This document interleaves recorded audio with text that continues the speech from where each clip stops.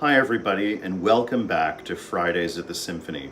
Well, as we are approaching our national Labor Day weekend, I thought it would be great to share with you one of my very favorite, and I must say almost completely forgotten, American masterpieces from the late Romantic era by a composer you've probably never heard of named Arthur Foote.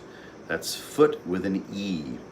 And as you're probably guessing with a name like that, he was a composer who came from the beating heart of the New England WASP establishment. But please, let's not jump to any conclusions. Arthur Foote was a composer born in Salem, Massachusetts. Yes, that Salem, in the 1850s, and he died in Boston. By then, he was absolutely at the core of the Boston musical establishment in the 1930s.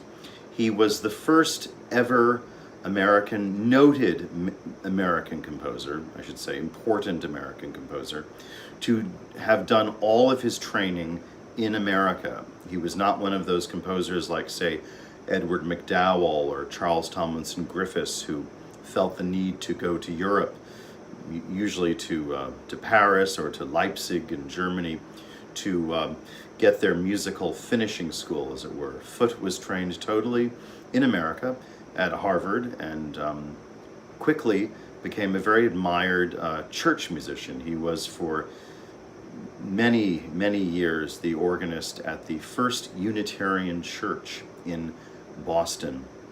He was very well regarded as a church musician. He edited several very fine hymnals.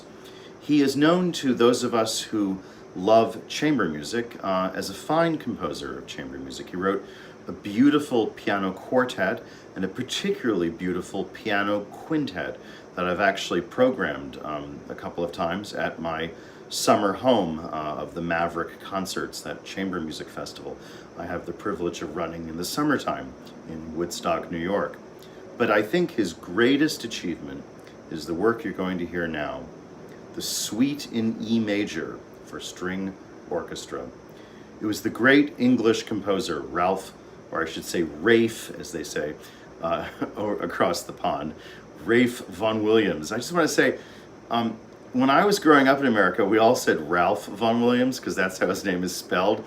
And then at some point in the 90s, it became very fashionable that you had to say Rafe Vaughan Williams on this side of the pond, which I personally think is incredibly affected. Okay, it's like saying all these people who say Appalachian Spring, where they don't realize you can only call it Appalachia if you're from Appalachia. Like you can only say Missouri if you are from the Show Me State. Otherwise, you call it Missouri, because if you call it Missouri, you're affected. So I may be from New England, but I don't want to be affected. So as the great English composer Ralph Vaughan Williams immortally remarked, a composer need write only one work to make himself immortal. And of course, when he said that line in the 1930s, the vast, vast majority of composers were men, not women. So you can forgive Mr. Vaughan Williams for using that terminology, but it is one of those ringingly true statements, and the repertoire is full of great and glorious symphonies, orchestral works, that are the one world-famous piece by their composers. I can think of, in the late Romantic Russian repertoire, that great Symphony No. 1. It's a piece I hope we do someday in La Crosse. The great Symphony No. 1 by Vasily Kalinikov, who was a young man who was a contemporary of Rachmaninoff and died very young. Well, Arthur Foote did not die very young. He had a very long and comfortable life in the Boston musical and social establishment. He grew up in the kind of old New England, kind of small L liberal establishment culture, the kind of world in which Ralph Waldo Emerson and Nathaniel Hawthorne had been family friends. So he was by no means a coaster. He was a very, very hardworking musician and composer who, again, in addition to publishing many works of music, published, as I said, some very fine hymnals and manuals of music, and wrote a very fine book on harmony. But it's fair to say, Arthur Foote had a beautiful life, laid out for him. I'm often reminded of another famous line from another famous Englishman, the legendary art historian Sir Kenneth Clark, who once remarked something like, "I doubt if a great idea has ever been conceived in a very large room," end quote, which is to imply that people who grow up in comfortable circumstances can never become great artists. I think it's fair to say that the vast majority of the great composers, whether you think of Beethoven or Haydn or Johann Sebastian Bach or Elgar, Dvorak, Brahms, grew up in extremely humble circumstances and were self-made people. That doesn't mean that now and then there are people who grow up in comfortable circumstances, who grow up to be great musicians and composers. Arthur Foote was a great musician. I would not say, because I'm always honest with you, I would not say he was a great composer. He was a great musician who wrote, again, as Vaughan Williams would say, one truly great piece of music that will hopefully make his name immortal in American music. It is, as I said, the Suite in E major for strings. It's sad. It's like if he had just called it like a symphony for strings, like the Symphony in E major for strings, I think it would get played all the time. But people just don't know what to make. What is it? A suite? Is it a ballet suite? Is it a Baroque suite like a Johann Sebastian Bach piece? It's neither.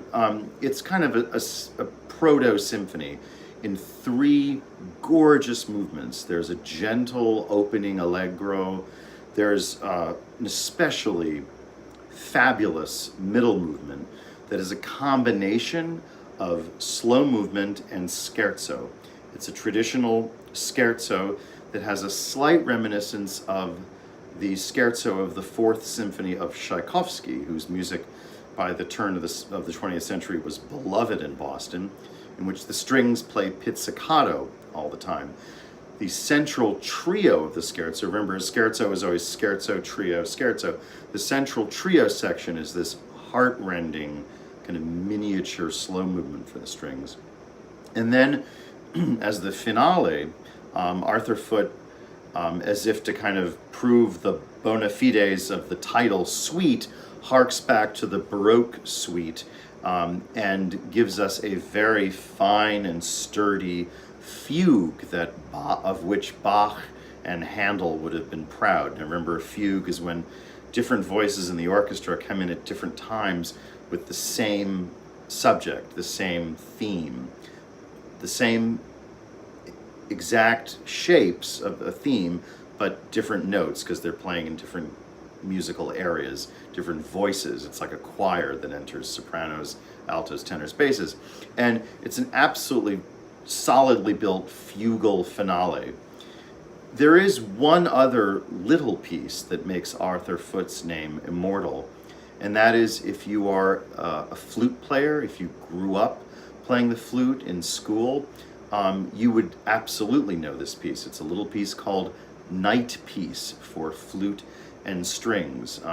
It can be done either with a string quartet or with as is often done, a small string orchestra. And I've often thought, if I'm so lucky as to share this piece with you in live performance in La Crosse, I've always thought that if you inserted the Night Piece into the middle of this three-movement suite for strings, you would have a gorgeous four-movement symphony with kind of an obligato part, a short solo part for the flute.